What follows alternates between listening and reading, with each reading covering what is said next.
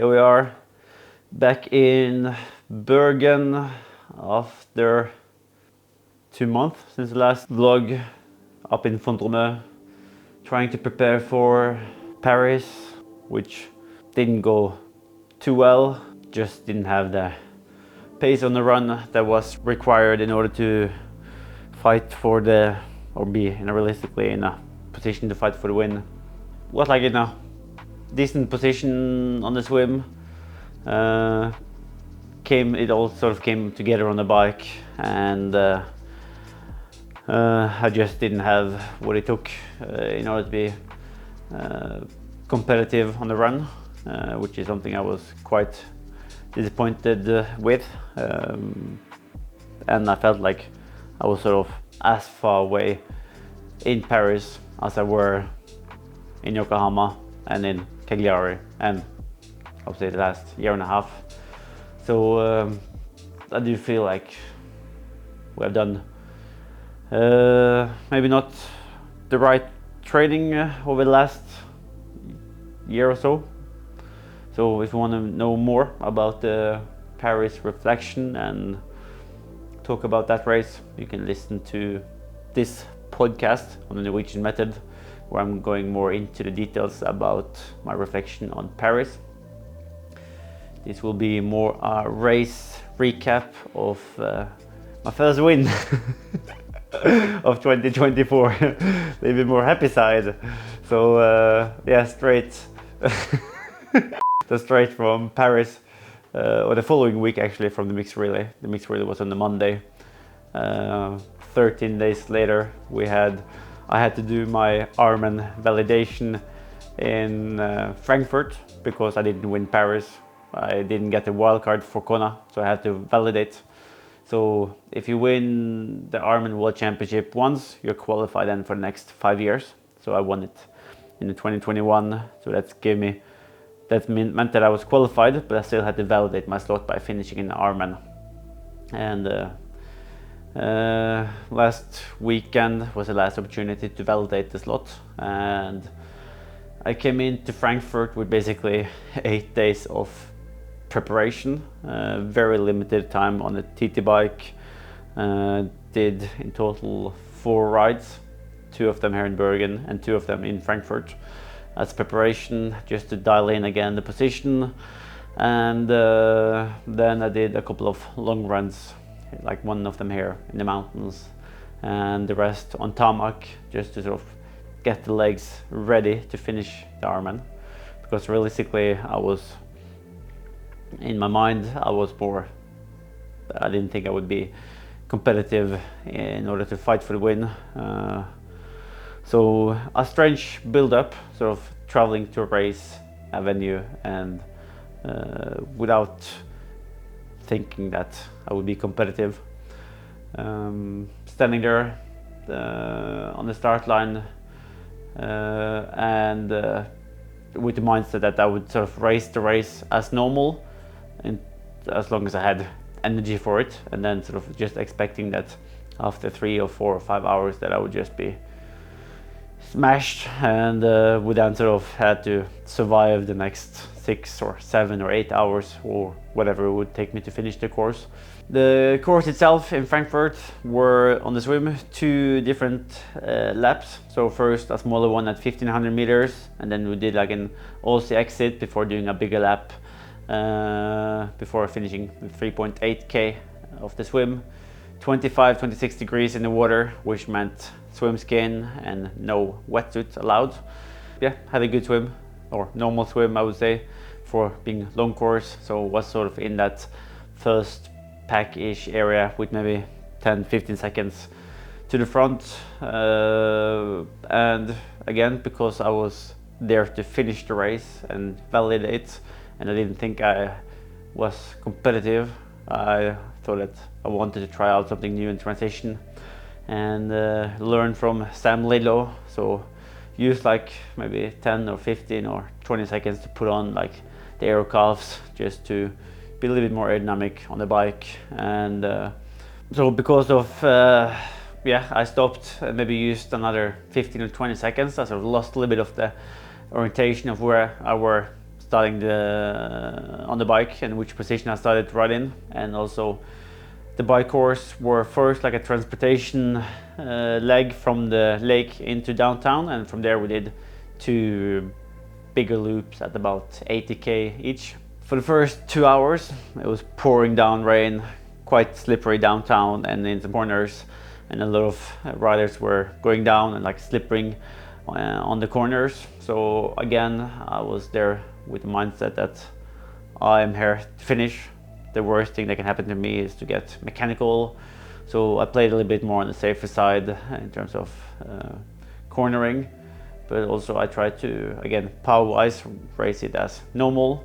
And I think it felt actually easier in terms of temperature-wise. Obviously, it was raining down, it was cooler, so in one way it was easy to sort of ride solid power, but I was just prepared that at some points on the course I will just run out of energy. But then after 160k on the bike, I was informed on course that it was 5 minutes up front to the first guy, but it was only 2 guys up ahead of our group. So that was actually the first time of the day where I realized that I'm actually in a position where I can run for a podium, because I expected some of the guys around me to run faster. Coming in downtown, you never really know how the run legs will be. So again, I thought that maybe 3:45 will be ideally, like finger crossed, that would be like my best pace. Worst case, I might struggle with 4:45 or 5-minute pace per K. But then when I started running, I just felt actually almost untouched from the bike, even though I was struggling the last, I would say, 50k on the bike in terms of like creating power. When I started running again, I almost felt like I had some new fresh legs. I was actually thinking maybe that I put the watch in treadmill settings instead of outdoor run, because I thought that the pace was maybe coming from the heart rate monitor instead of the GPS. So it was showing like 320, 325 pace. So I just tried to not stress too much, but just see how far I could run at a sort of a aggressive pace. So muscle-wise, first 10k went quite smooth, first lap, and also the breathing was fine. Heart rate was, I would say, relatively low, just over LT1, and but then on that second lap I start feeling it in my stomach. I wasn't able to get my proper morning poo in the morning, simply because I woke up like 3 o'clock in the morning, took the bus 4 o'clock, and wasn't able to get it out before the race. So the system had to get the job done. So for a few Ks, I was like, for a few aid stations, I was sort of looking at the toilets and thinking, no, I can do it later, and no, I can do it later again. But then maybe after like 15k or so, I had 20 seconds or 25 seconds down to second place, and I thought that if I'm really quick now, I can maybe use 30 or 40 seconds, because I knew that in Cozumel 3 years ago, when I had tried to have a quick shit in that race, I did it in like 43 or 44 seconds.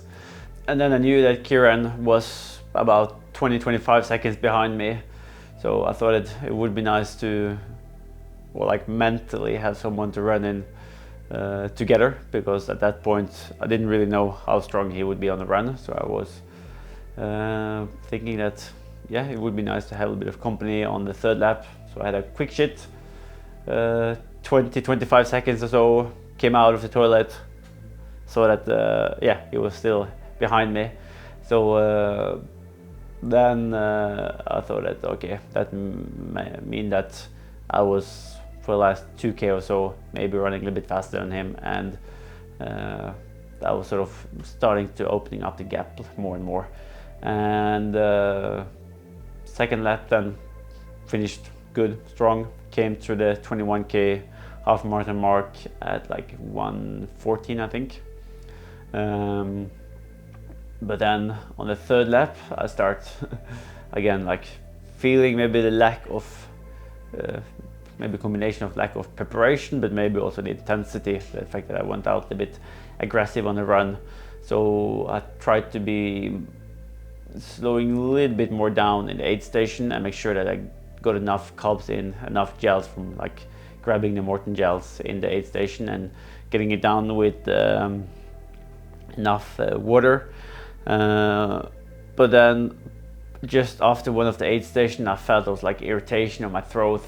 So I think it was actually more the irritation of the throat than just the stomach itself. But then everything just came up. I think I was looking at the watch and it's maybe like 1 hour left of the run. At that point I also understood that I was opening up the gap to Kieran, so it went from 20 seconds to like 90 seconds or closer to 2 minutes. So I knew that as long as I hold it together, I would be able to sort of finish in the first position. But also when everything I had in my stomach came up, I knew that if I'm not able to get more liquid on board and on the next aid station, more gels, then that will be the making it or breaking it.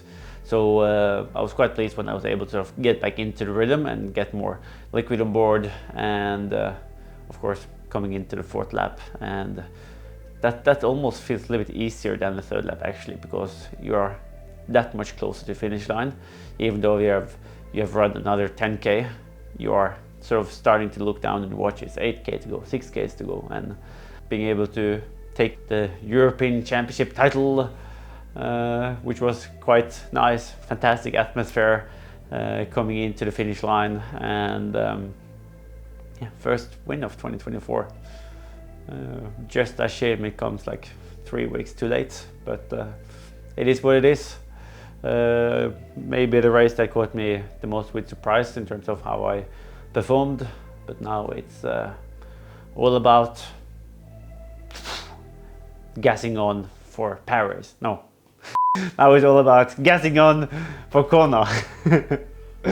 I've been too much focused on Paris. That did we fail the project? Yes, we did. Of course, when you finish 12th in Paris, you're failing the project of coming back to short course. So that's sort of the harsh brutality, but I don't think it's the Ironman racing I did in 2022. I think it's sort of more like we have to be honest with ourselves, and I think it's more the decisions we did in training and yeah, how we were weighting it like the last 12 months that was not good enough. It was obviously good enough to be in Ironman shape, but I think that's just showcase that it's been tilted a bit in the wrong direction. Well, now you have an Ironman win. European champion! Also the sad thing now, I guess I have to put the golden bike to side. So yeah.